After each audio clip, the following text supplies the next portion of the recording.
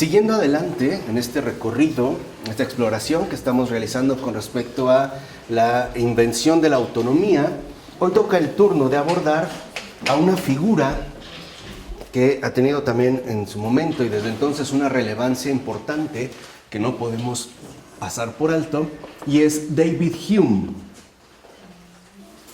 un escocés cuya vida transcurre de los años 1711 a 1776, o sea, vive a lo largo pues del siglo XVIII, y él representa, junto con otros, la culminación de lo que se ha venido a conocer como la Ilustración escocesa. Es decir, también ellos van a formar una escuela de pensamiento a partir de algunos postulados en particular que David Hume como que sintetiza y presenta ya de una forma mucho más acabada. Bueno, en principio, David Hume va a tratar de mostrar la virtud ya no como algo sobrenatural. Es decir, ya no va a mantener la virtud en relación con la gracia, sino que hablará más bien de una virtud naturalizada. Y va, para ello, a sostener que la religión, ese es como el punto focal de su planteamiento, la religión es moral y políticamente nociva tanto para la sociedad como para la felicidad humana. Entonces, lo que busca Hume es destronar a la religión. Obviamente, en principio, a la religión católica. El que viene, digamos, dentro de esta área británica. Pero va a dejar muy, muy claro su creencia de que la religión es moral y políticamente nociva, tanto para la sociedad como para la felicidad humana. Ahora, a diferencia de lo que algunos otros habían sostenido, él no va a exhortar entonces a que se conforme una especie de religión civil, ¿no? Dirigida a la sociedad, sino que más bien lo que él proponía era la intensificación del conocimiento para que a través de dicha identificación, al final, la creencia religiosa desaparezca. Entonces, lo que le interesa a David Hume, o como yo le llamo el incoherente de David Hume, ahorita vamos a ver que lo que le interesa en principio es la desaparición de la creencia religiosa. Porque, como dijimos, de entrada él sostiene que la religión es moral y políticamente nociva, tanto para la sociedad como para la felicidad humana. Ahora, cabe mencionar que David Hume fue educado, siendo un niño, como un calvinista escocés. O sea, él es protestante de la rama calvinista, ¿no?, escocesa. Pero él se va a sentir ciertamente apegado a este planteamiento que le han ofrecido, ¿no?, como calvinista, pero en su madurez, David Hume empieza, en pocas palabras, a sustituir, o mejor dicho, a reemplazar los deberes cristianos que en efecto le han sido inculcados con una ética naturalizada de la virtud. Entonces, para Hume, la desaparición de la creencia religiosa tendría que darse a través de una ética naturalizada de la virtud.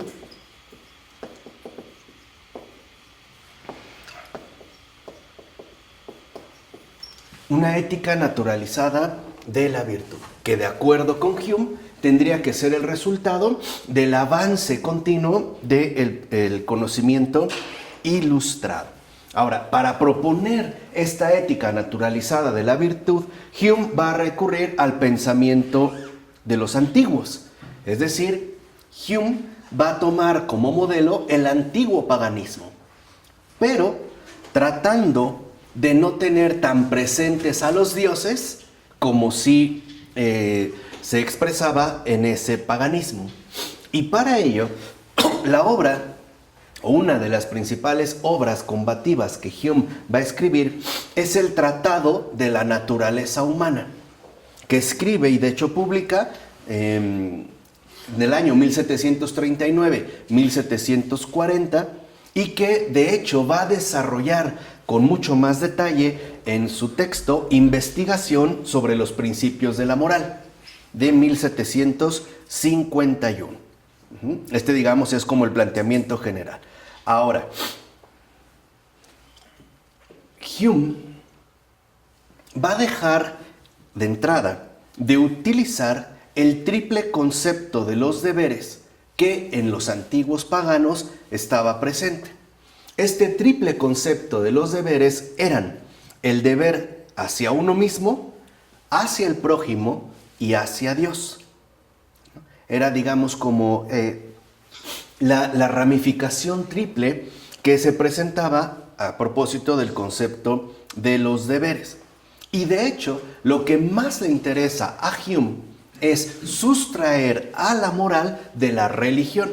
O sea, hacer de la moral una ética plenamente natural, ¿no? Donde la virtud, en efecto, se manifieste y se exprese de forma tal que no sea necesario ya recurrir a la religión y, en todo caso, a Dios. Por eso, para Hume, lo fundamental es que nosotros logremos investigar la naturaleza humana a partir de una investigación científica. Es decir, que lo hagamos del mismo modo que la ciencia progresista e ilustrada ha venido a sugerir.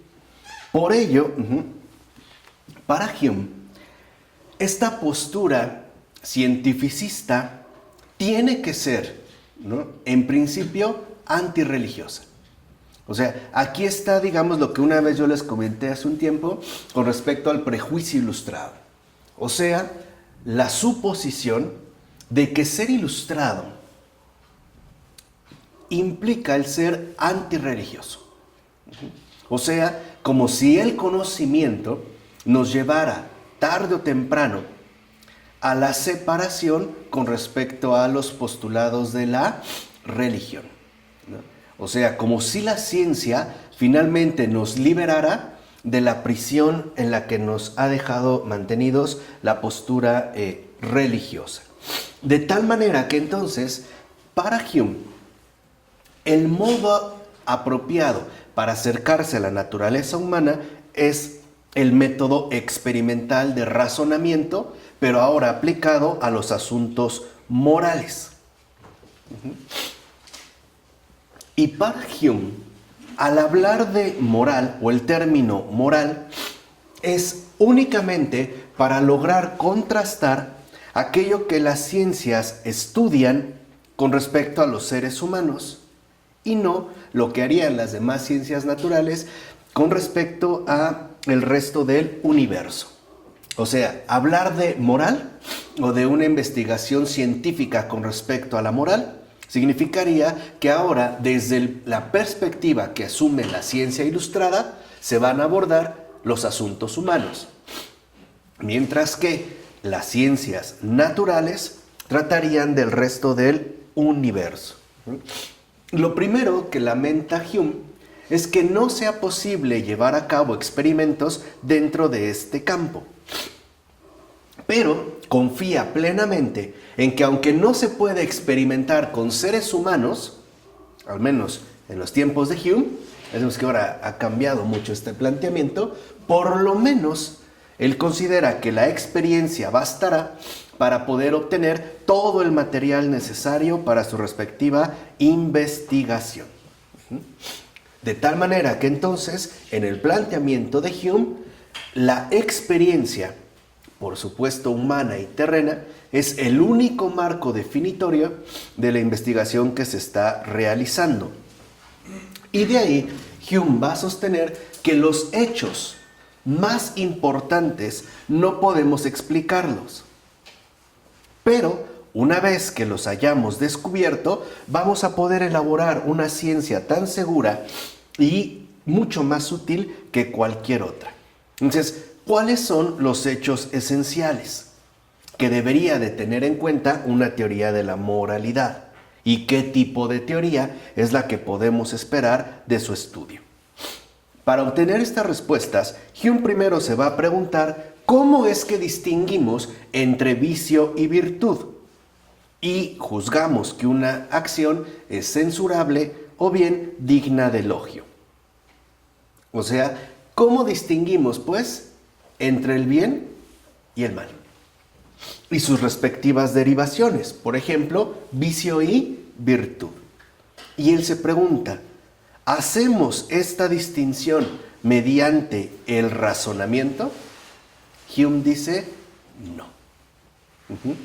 De entrada dice, no es una distinción que nosotros hacemos en base al razonamiento. De hecho, Hume va a descartar el racionalismo, porque para Hume, el verdadero motor de los asuntos humanos no corresponde a la razón, sino a las pasiones. De hecho, va a decir Hume que esta ética naturalizada de la virtud posee un esquema. El esquema es que las pasiones son finalmente las que engendran las acciones, no la razón. De acuerdo con Hume, es el punto fundamental que habría que tener en cuenta. De hecho, dice, la moral suscita las pasiones y bien produce o impide las acciones, pero la razón es completamente impotente en este asunto. Por lo tanto, la razón no ofrece las reglas de la moralidad. Entonces, ¿qué? De acuerdo con Hume, nuestros sentimientos. Es decir, si las pasiones son las que generan las acciones, de acuerdo con Hume, la razón no tiene absolutamente nada que hacer ahí, sino los sentimientos.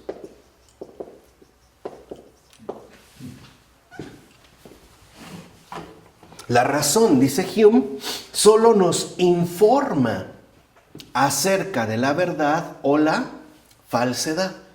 Vamos, nos da una información intelectual.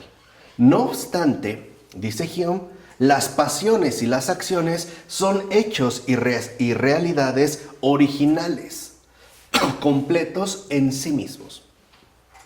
Entonces, para Hume, la razón ante todo destaca por su impotencia.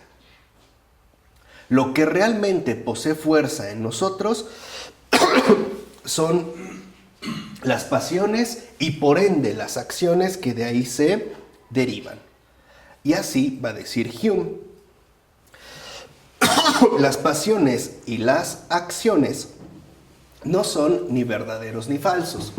Esa es una evaluación intelectual que establece la razón. Y por eso es que, de acuerdo con Hume, no pueden ni afirmarse ni negarse. O sea que, de acuerdo con Hume, las pasiones que conducen a acciones y que finalmente se traducen en manera de sentimientos no son moralmente censurables, sino que se trataría más bien de sentimientos plenamente naturales. Quiere decir que entonces, para Hume, el problema no está en lo natural, sino en lo que nosotros evaluamos a partir de la razón. ¿Se entiende? Por eso él, por ejemplo, va a hablar sobre temas como el suicidio o la cuestión de la muerte. Va a decir que ahí no se puede hablar de algo bueno o malo, simple y sencillamente de una pasión cuya acción transcurre en el plano netamente natural. Ahora dice Hume, como consecuencia de ello, no tenemos por qué suponer que nuestras pasiones que generan acciones son razonables o no. No tendríamos por qué evaluar nuestras acciones en base a nuestros juicios racionales, o sea, no en base a la razón, aunque sí podemos, ¿no?, considerarlos encomiables o bien reprensibles. De tal forma que entonces lo que le interesa a Hume es no tanto destacar el conocimiento, sino la motivación. Lo importante no es lo que hacemos o lo que nosotros pensamos que hemos hecho, sino lo que nos motivó a hacer tal cosa u otra. Y la única prueba, dice Hume, apropiada para darnos cuenta qué es lo que mueve a todo ser humano es de tipo empírico. O sea, la verdadera motivación que posee cada uno de nosotros es de índole natural.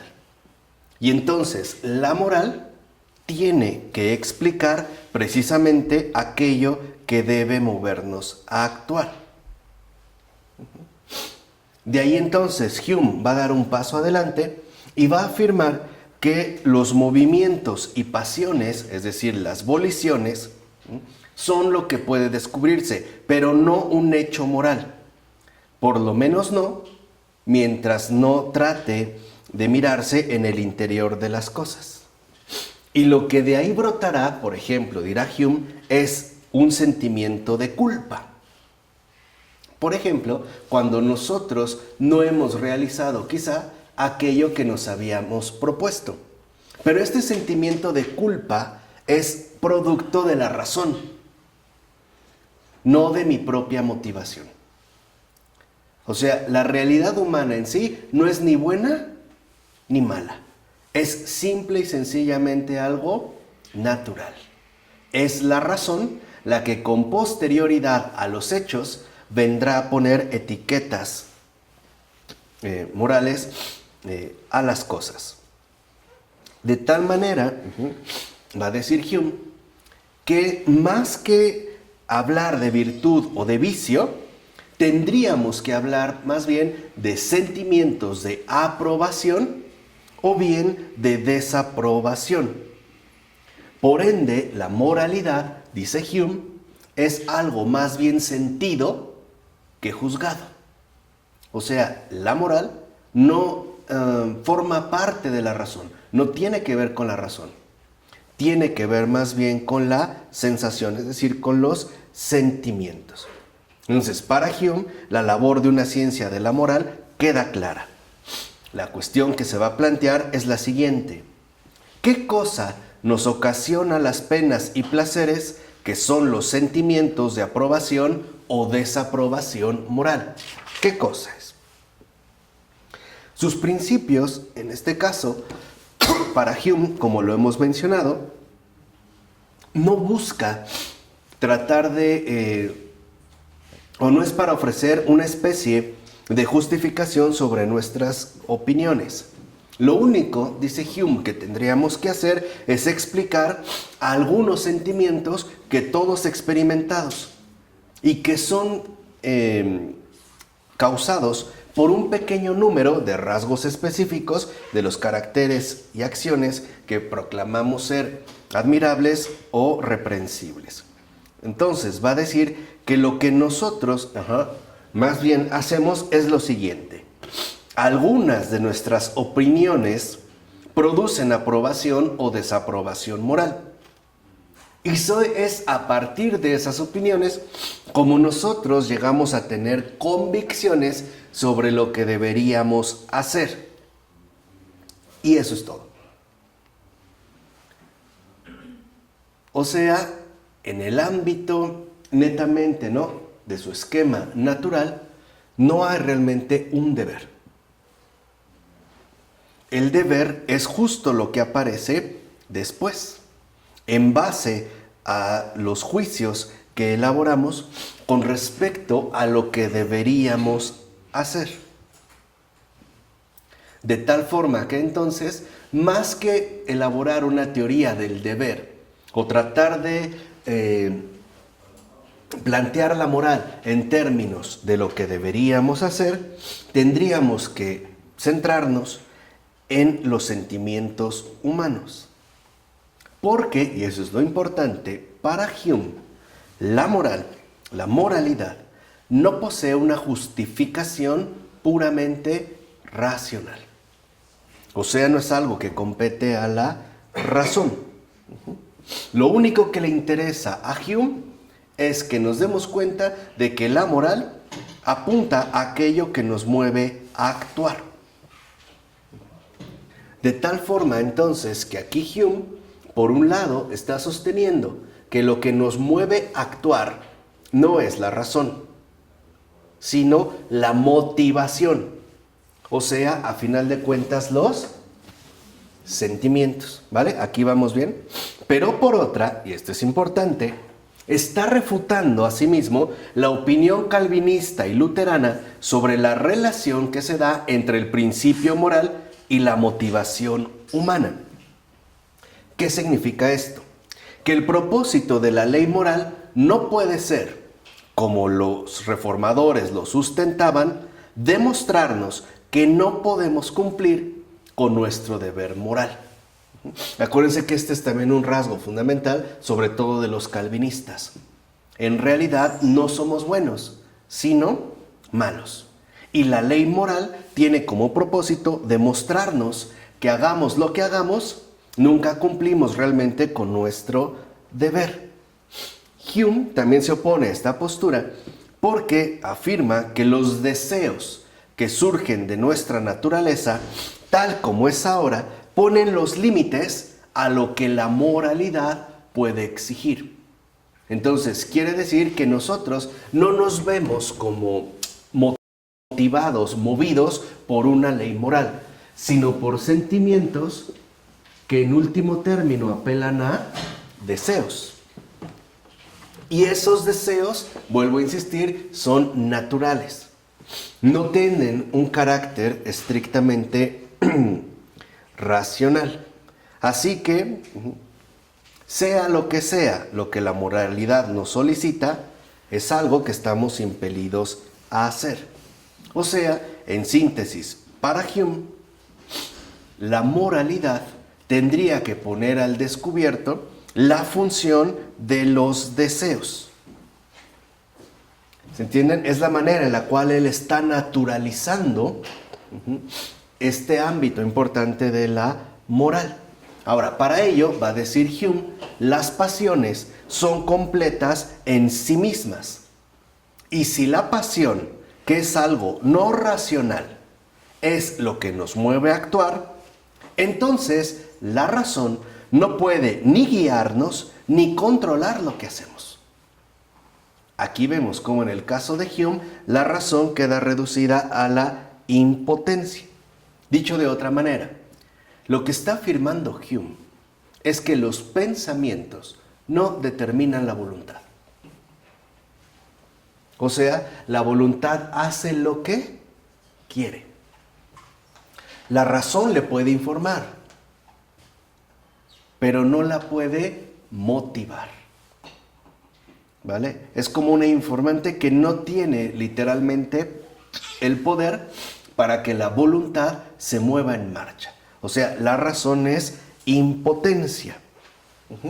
Este es, digamos, como el planteamiento importante. De hecho, va a decir Hume, no hay ninguna fórmula que dé cuenta de nuestra voluntad. O sea, nuestra voluntad es, en pocas palabras, intocable.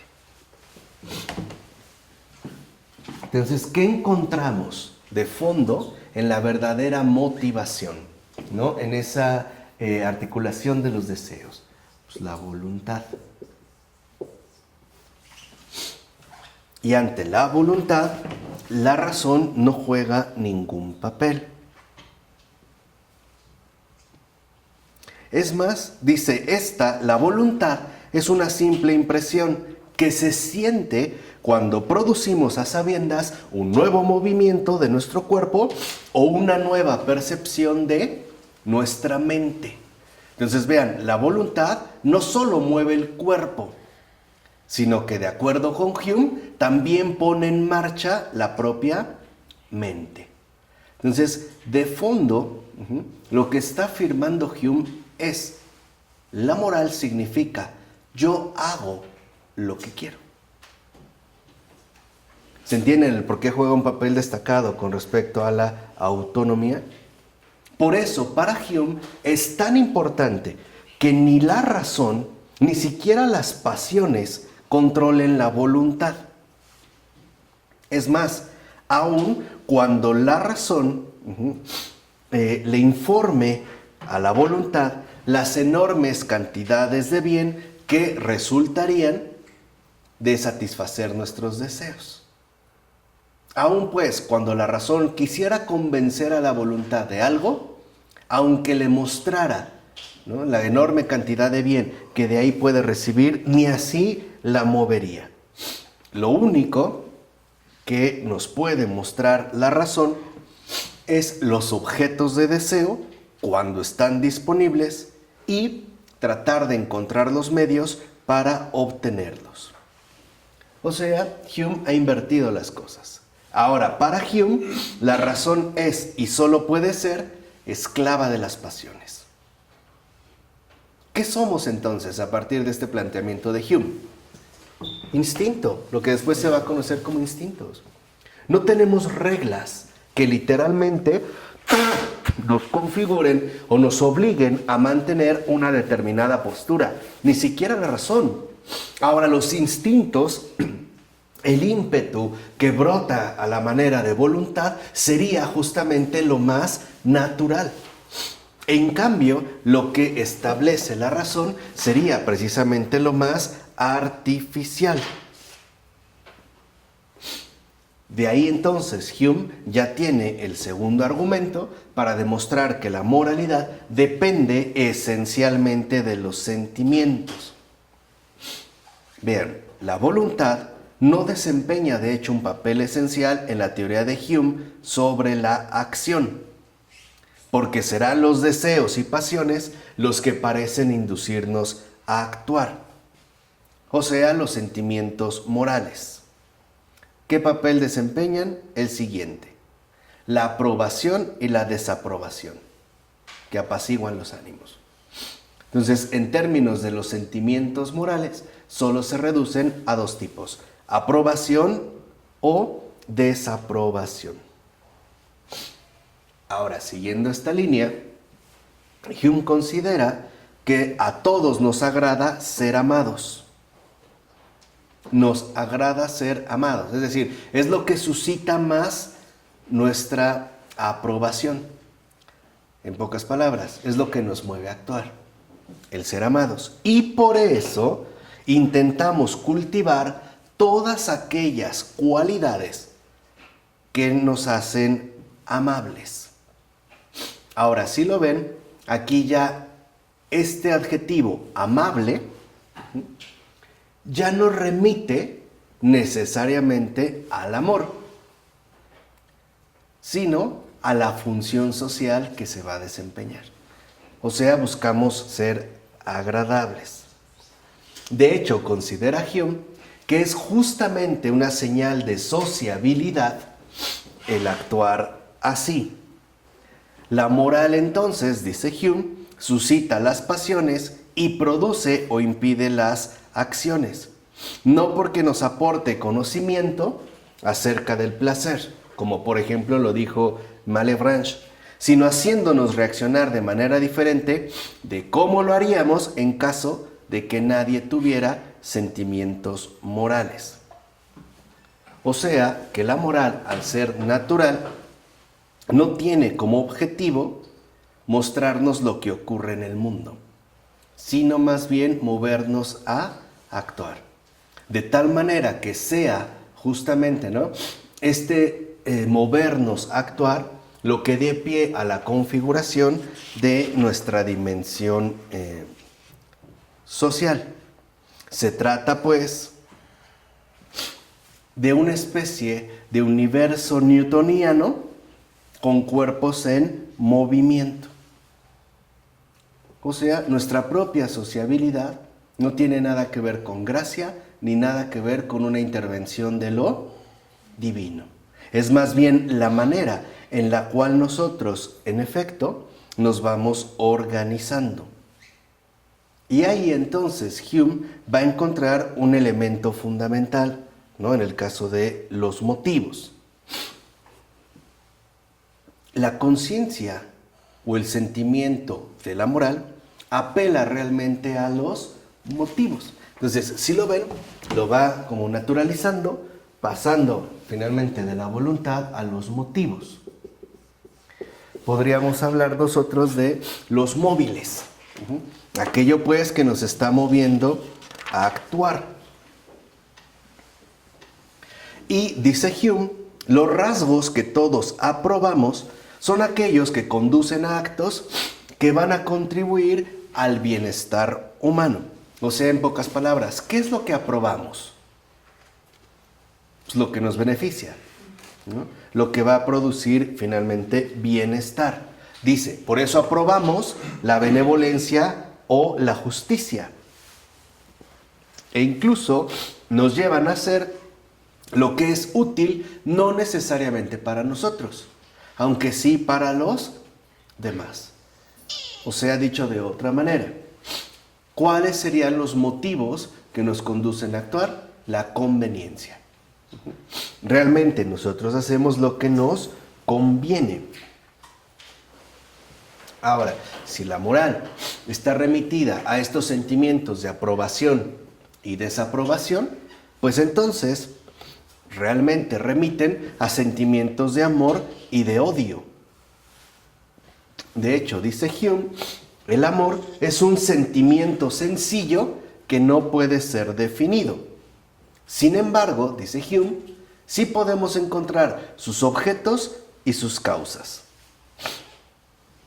El amor siempre se dirige a alguna persona que no es uno mismo. O sea, posee un objeto. El auténtico amor, de acuerdo con Hume, surge cuando una persona observa a otra que posee alguna cualidad agradable. Por ejemplo, hermosura, encanto o talento, la cual encaja con y evoca la grata cualidad que posee el propio sentimiento de amor. Entonces, de acuerdo con este planteamiento de David Hume, ¿cuándo amamos? Cuando encontramos una correspondencia con aquello que exige mi propio sentimiento.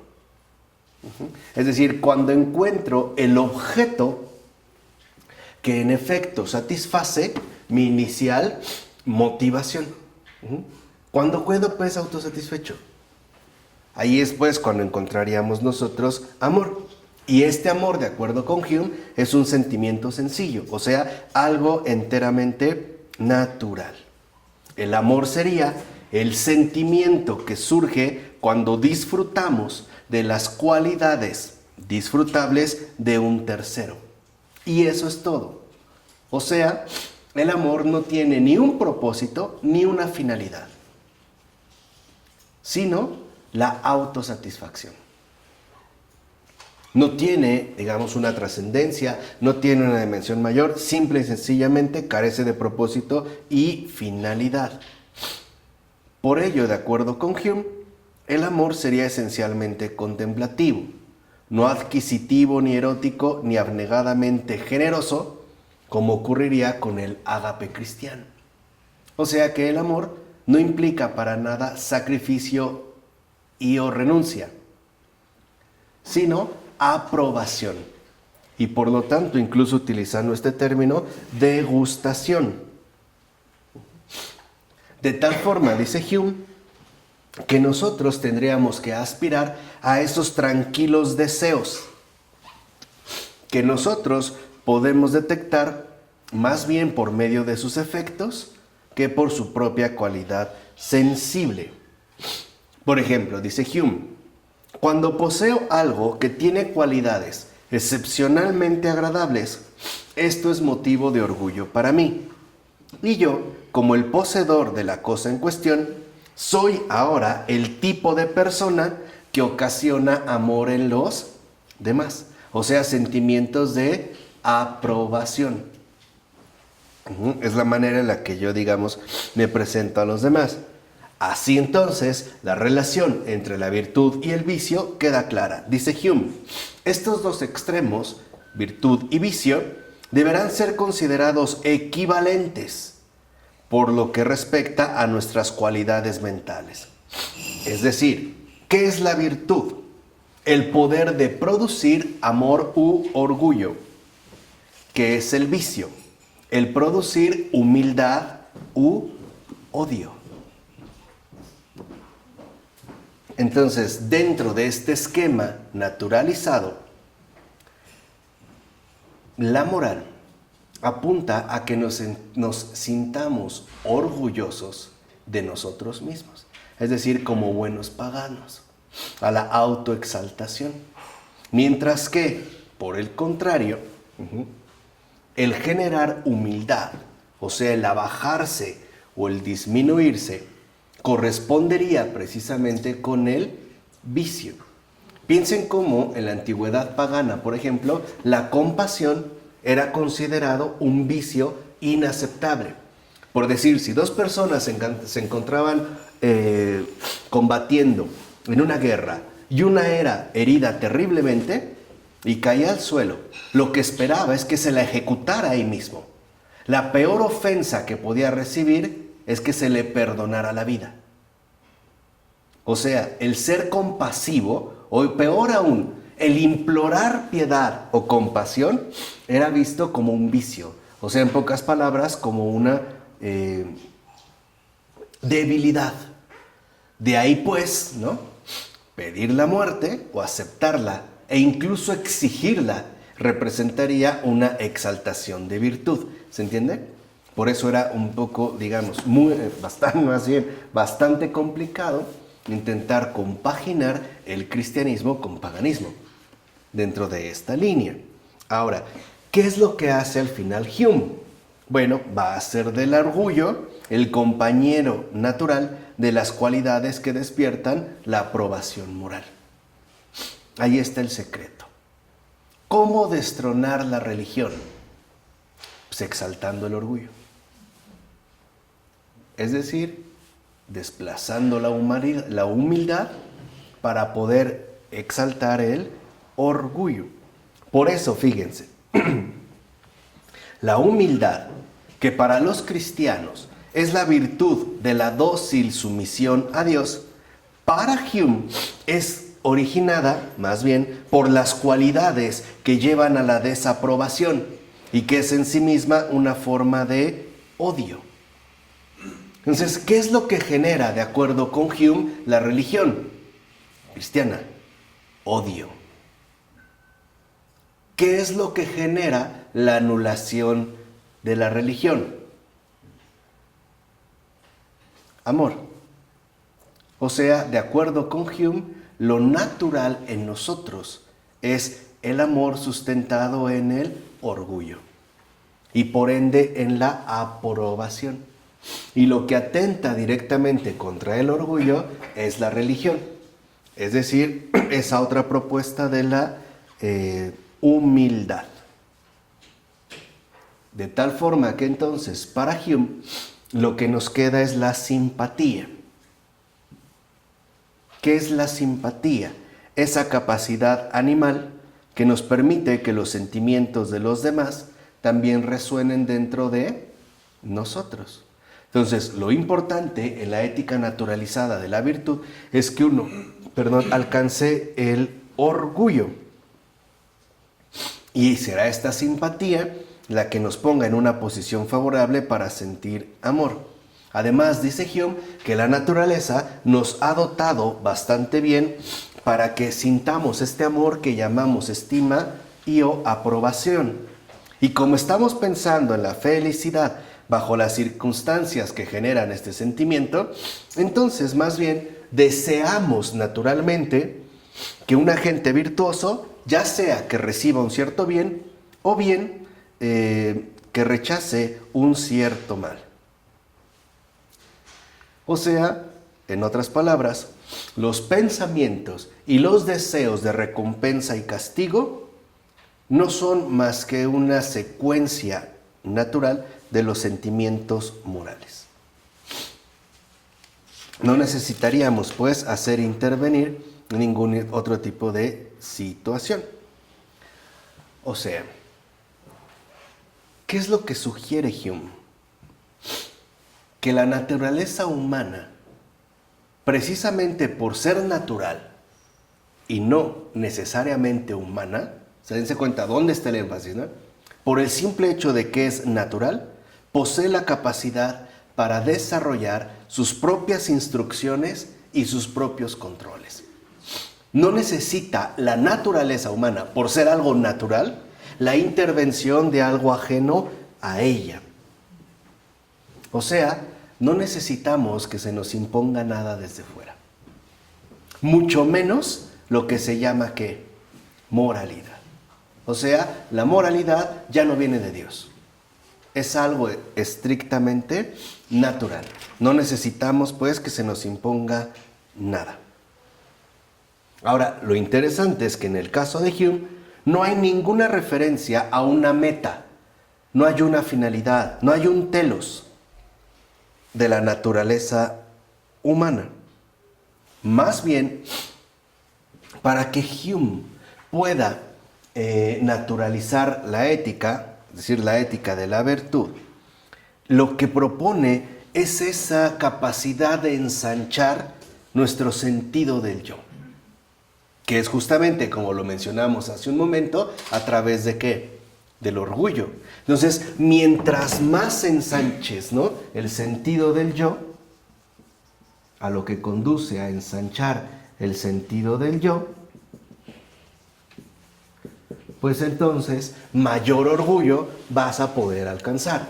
O sea, dicho de otra manera, la felicidad no está fuera de ti, está en ti, pero en la medida en que cada vez tú logres ensanchar el sentido del yo. Por ejemplo, obteniendo mejores puestos de trabajo, obteniendo mayor reconocimiento, mayor fama, etc. Esto te va a conducir a ensanchar el sentido del yo y por lo tanto al orgullo, que sería la verdadera fuente de la felicidad, que es lo que muchos hacemos.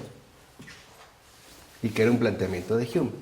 Nos sentimos orgullosos desde la medalla que ganamos en la primaria. Perdón. Nos podemos sentir desde orgullosos de los trofeos que hemos ido consiguiendo, etcétera, hasta los diplomas que tapizan la pared de mi estancia o de mi sala y de todo lo conseguido.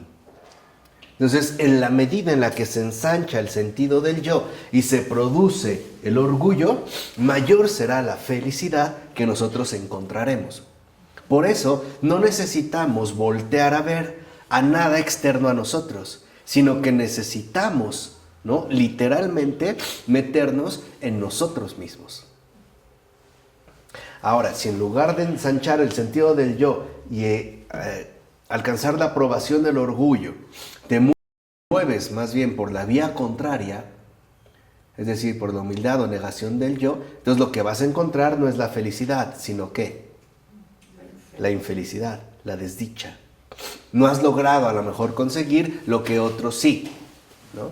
O no has alcanzado a tener lo que esa otra persona sí. De tal manera que dentro entonces de este planteamiento, se trata de que captemos que las leyes se reducen a simples convenciones para que todo el mundo resulte beneficiado. Por supuesto, a partir de uno mismo. Esto puede parecer como irrelevante, pero tiene literalmente unas repercusiones importantísimas. Por ejemplo, la teoría económica del trickle-down o goteo sostiene exactamente lo que Hume propone y que va muy de la mano con lo que llamamos neoliberalismo. Y vean cómo ahorita les voy a mostrar así brevemente el esquema del trickle-down y muchos de ustedes estarán de entrada de acuerdo. Es decir, aceptan lo que Hume propone.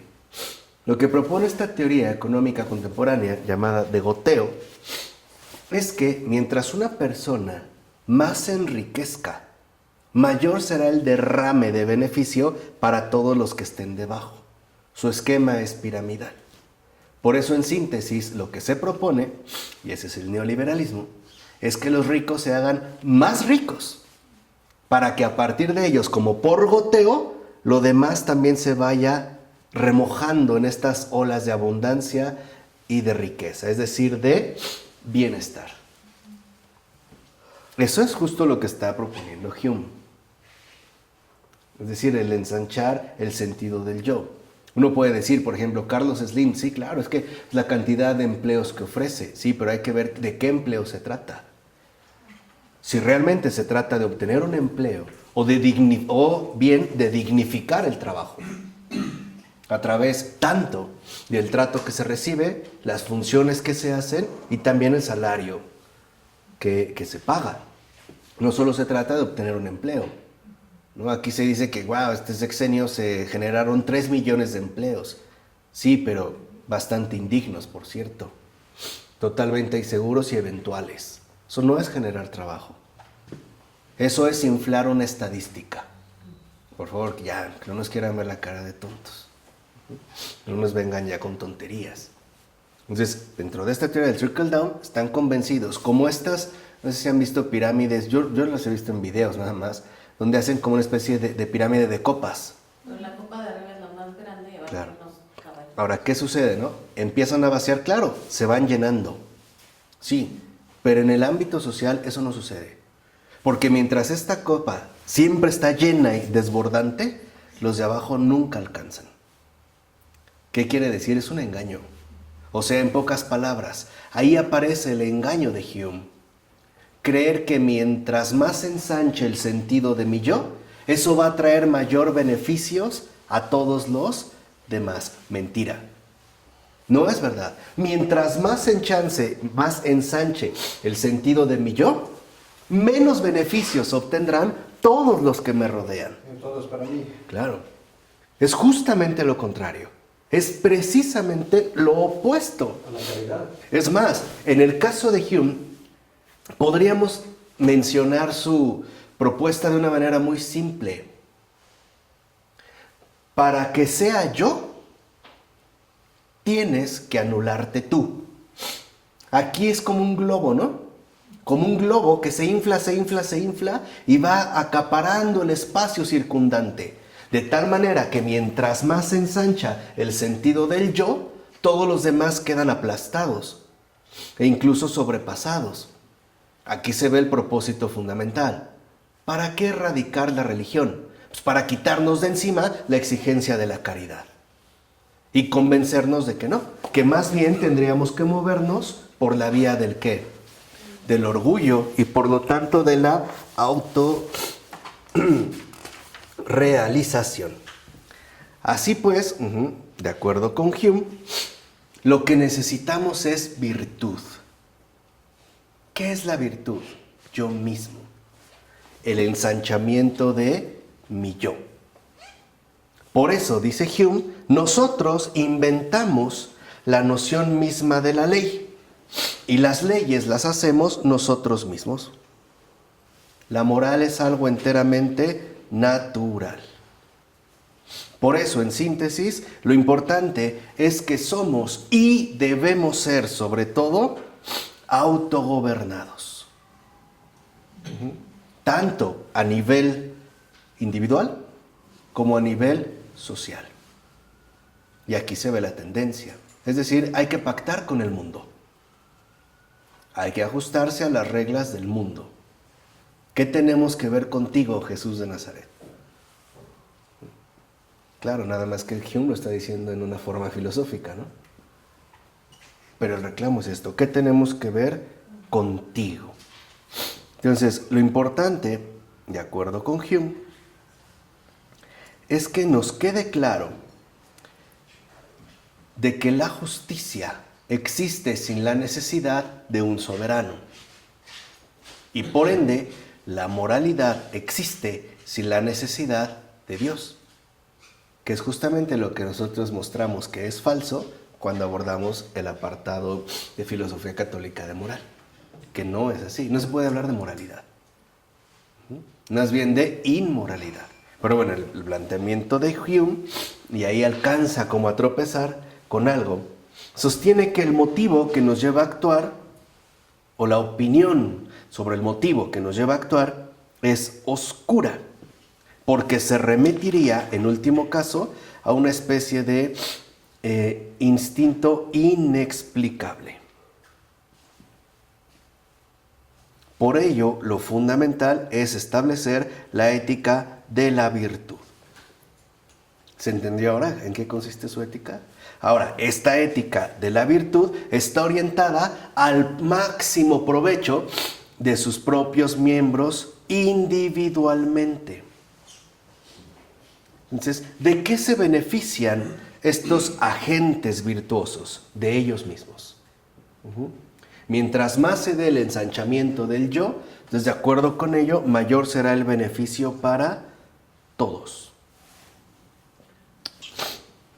Por eso, de acuerdo con Hume, la virtud tendría también que estar basada en la avidez. De hecho, no deja de sostener que las tentaciones adquisitivas y competitivas no son erradicables de la naturaleza humana. No podríamos, pues, basarnos en unas normas por completo estables. Por eso tendríamos que intentar rearticular nuestra lista de virtudes y de vicios. O sea, que mientras ahora más egoísta seas, eres más virtuoso. Será todavía mucho mejor. Mientras menos no ejercites ese ensanchamiento del sentido del yo, pues entonces caerás mayormente en los vicios. Por eso es que para Hume, ¿no?, es tan fundamental destruir cualquier defensa racional de la religión. Porque en efecto, en el caso de la religión, entiéndase cristiana, va en un sentido totalmente contrario. Vamos, a la anulación de el yo. E incluso va a escribir un librito, La historia natural de la religión, donde según él, ¿no?, esas creencias no son algo racionales, sino que se deben a la ignorancia que tenemos sobre las causas que producen determinados acontecimientos y que por ende también hacen depender nuestra felicidad y un temor subsiguiente a ser incapaces de tener el control pleno sobre nuestras vidas. De ahí pues que entonces, de acuerdo con Hume, el punto culminante de su propuesta consiste en la causalidad. ¿Qué es la causalidad? Pues en Hume es la autocomprensión. O sea, el entender que todo tiene una secuencia de causas perfectamente explicables e identificables. Y por eso, dice Hume, la luz del conocimiento es lo que explicará las tinieblas. Un ejemplo muy sencillo. Cuando nosotros atravesamos a lo mejor una circunstancia no clara, una aparición o se apagó la luz, lo primero que tratamos de hacer es apelar al principio de causalidad. Es decir, que eso seguramente fue causado por algo. Por ejemplo, lo imaginaste, ¿no? O estabas mental y emocionalmente alterado, o alguien la apagó, o hubo un corto en el switch, o no sé, se fue la luz. O sea, para nosotros lo fundamental es que, en todo caso, este avance del conocimiento se remita a la pura causalidad. De tal forma que entonces, mientras más avance el conocimiento, menor serán las supersticiones. Y así, dice Hume, el celibato, el ayuno, la penitencia, la mortificación, la negación de sí mismo, la humildad, el silencio, la soledad y todo el conjunto de virtudes monásticas pasarán a engrosar la lista de los vicios conforme la superstición se vaya extinguiendo. Es decir, lo que nosotros en principio llamamos virtudes, ahora se convierten más bien en vicios que tendrán que desaparecer conforme avance el conocimiento, es decir, la causalidad. De ahí pues que entonces las virtudes se reducen a las adaptaciones que asumimos con respecto a las circunstancias que vivimos. Esa es la virtud. La capacidad de adaptación que tenemos ante cada una de las circunstancias. Ahora, esto abre un panorama muy amplio, Porque si una persona se adapta a las circunstancias difíciles que atraviesa, por ejemplo, aprendiendo a ser más astuto y más corrupto, pues eso se va a traducir, de acuerdo con el planteamiento de Hume, en términos de virtud. E incluso no se cansará Hume en hacer saber a sus lectores que si ha de haber una religión, esta será de una índole tal que casi todos la rechazarían. O sea, la religión prácticamente dejaría de ser algo necesario. Basta con que nos concentremos en la ética naturalizada de la virtud, que como hemos visto, propone ensanchar el sentido del yo. Y por ende, la anulación de la vinculación recíproca entre unos y otros. Aquí ya se ve perfilado, incluso como un postulado moral, el individualismo moderno. ¿De acuerdo? Vamos a dejar hasta aquí. En nombre del Padre, del Hijo y del Espíritu Santo. Amén.